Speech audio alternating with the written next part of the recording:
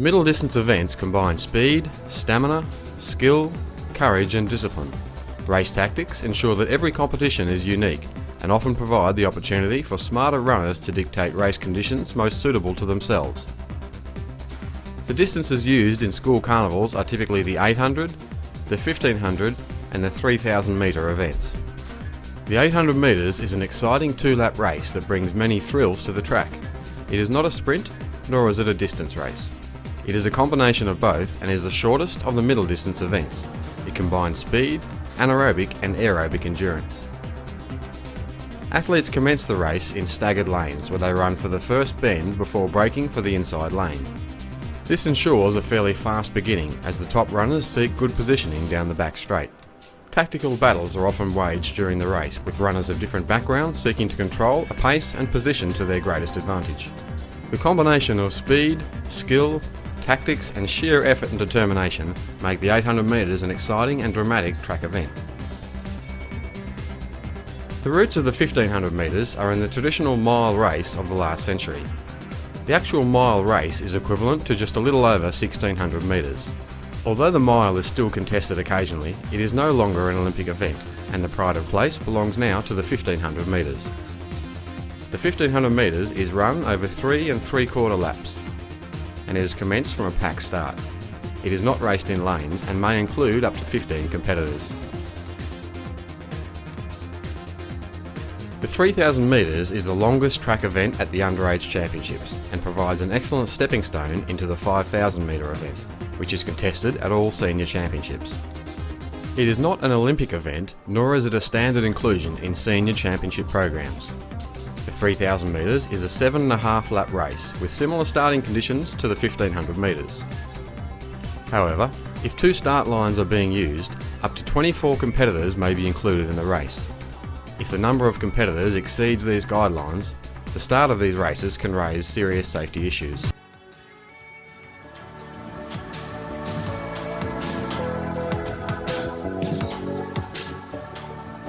Middle distance runner does not fall into a typical body type, as there have been great runners who are tall and thin, and equally there have been great runners who are shorter and have a more powerful build.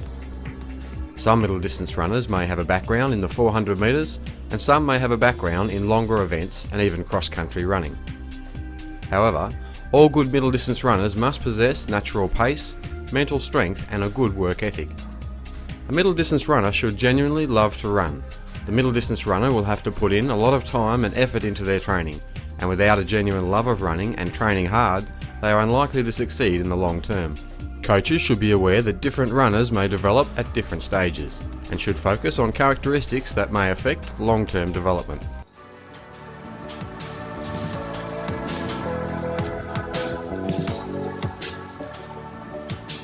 As middle distance races are highly aerobic events with few technical elements, the athlete's basic running technique is very important. In the same way that different cars have different fuel efficiencies, different running styles affect the rate of energy use in the body. Each athlete starts a race with a finite amount of energy available, so the development of an efficient running style is crucial in converting this energy into the fastest possible running. Any movements that do not contribute to forward running speed must be eliminated. As no two athletes are the same, coaches must work with their athletes to refine their individual running style and introduce a set of cues that will aid in the adoption of a more economic running style. The body posture for a middle distance runner is different to that of a sprinter or even a 400 metre runner. Generally, the longer the race, the shorter the stride length and the lower the carriage of the arms, which promotes a more efficient running action. In middle distance running, the leg drive is less intense, which allows the trunk to take up most of the ground reaction forces caused by the legs. This means that the arm action is also not so intense. Therefore, a slight shoulder twist may be seen. The trunk is upright, although during the acceleration the athlete will have a slight forward lean. The head at all times should be kept in natural alignment with the trunk. Inefficiencies in running technique and excessive tension in the muscles will lead to reduced speed and higher levels of lactic acid accumulation. The development and refinement of the running technique can come through a combination of coaching drills, functional strength and flexibility exercises, and also the natural refinement in style that should follow from a wide variety in running sessions that must be undertaken.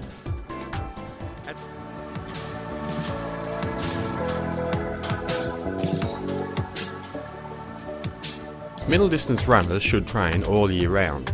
They do not have to do track sessions all year, but they should be physically active all the time. The coach or teacher should encourage them to run in the cross-country season and try to put as much variety into the training as possible. Some form of speed work should never be left out of training, whatever the season. A good training group is important, as athletes find it easier to get through the workload if they are not left to train on their own. The camaraderie between distance runners will add value to the experience of training through mutual respect and empathy. It is crucial to long-term success in the sport. Training will consist of a combination of long-distance runs, cross-country, fartlek, intervals and tempo runs. These and other training methods are outlined separately in this section. Mental strength and a good work ethic are also vital to these athletes. The middle distance athlete will need to keep in touch with their natural speed. Although not quite as important for the 3,000 metre athletes, the ability to change speed and kick over the last 100 to 200 metres can sometimes be the difference between winning and losing a race. The middle distance runner must undertake a variety of training types in order to develop the necessary qualities such as speed, efficiency, aerobic capacity and lactic acid tolerance. The variety in venues and training environments is also a key component in keeping the runner mentally fresh, as the tough training schedules can be as mentally grueling as they are physically. In this clip we will detail different training methods and philosophies that may be used by the middle distance coach. It must be remembered, particularly at school level, that not all methods can be used simultaneously, and the coach will need to decide which is most suitable on the basis of the athletes he or she is working with.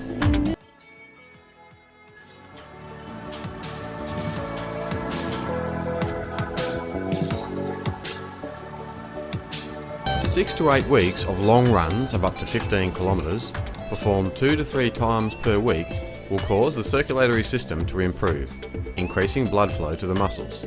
An increase in blood flow means that more oxygen will travel to the body systems. The more oxygen that is available to the athlete, the greater will be the amount of work that can be produced aerobically, without incurring lactic acid buildup. However, leg speed can be negated by an excessive focus on long runs. Including fartlek sessions into this period of training will assist in maintaining aerobic gains without damaging speed qualities. Long runs are a core component of all middle distance programs. Tempo runs are timed runs totaling about 12 minutes for school-aged athletes. These are slower than race pace but faster than long slow runs. Tempo runs build anaerobic and aerobic endurance. The cardiovascular system will not be as well trained compared to doing long runs only, but good results can be obtained by using this training method. Rather than maximum pace, these types of runs are conducted at a controlled pace, which is maintained by monitoring either heart rate or times recorded for the distances. The idea is to run just below anaerobic threshold, or the intensity at which lactic acid begins to accumulate. At this sub-maximum pace, the athlete should be able to concentrate on rhythm and good running form. The fartlek can be a combination of jogging, sprinting, striding, uphill and downhill running. The tempo of the run is changed while a certain distance is covered. The fartlek is usually time-based and the athlete will run continuously for a set time of between 15 to 30 minutes, surging for periods ranging from 20 seconds to several minutes. This type of training covers every energy system. It also gives the athlete the freedom and change of pace during a run that is so vital to middle distance training. Interval training consists of running repeats of a certain distance such as 400, 300 and 200 metres and taking a timed rest after each run. The rest may be brief, such as 15 to 30 seconds or longer, depending on the aim of the session. The runs are usually done a little faster than race pace.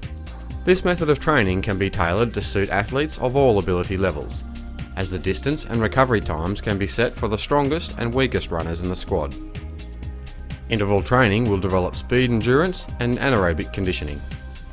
Repetition training looks very similar to interval training, but is usually a longer distance, generally anywhere from 400 to 1600 metres. The emphasis is on speed and setting a goal pace and developing anaerobic endurance. The rest between efforts may be longer, but again this will depend on the aim of the session. It is vital to include speed in any middle distance training program, especially the 800 metres. The distance covered for each sprint may be anything from 60 to 200 metres.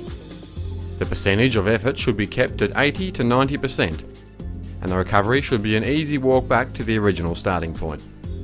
A strong emphasis on technique should be maintained in all repetitions. Strength and power conditioning is also important in middle distance running. These qualities can be developed indirectly by running hills, fartlek and long interval training. More advanced athletes may undertake more specific strength and power work, such as gym-based circuits or even plyometric sessions, although these will not usually be necessary for school-level athletes. Hill training is an effective way of training for middle distance running and has been used by almost every successful runner. Hills can play a vital part in the preparation for middle distance running. The hill used should be a gradual incline, allowing for the athlete to maintain good technique and rhythm. This is an intense form of training and should be included in the program only once a week. Although many types of training have been outlined, a coach would seldom have the athlete performing all of these in a single training week. The selection of the different types of running sessions should be dependent upon the training phase, the level of the athlete, and the proximity to competitive races.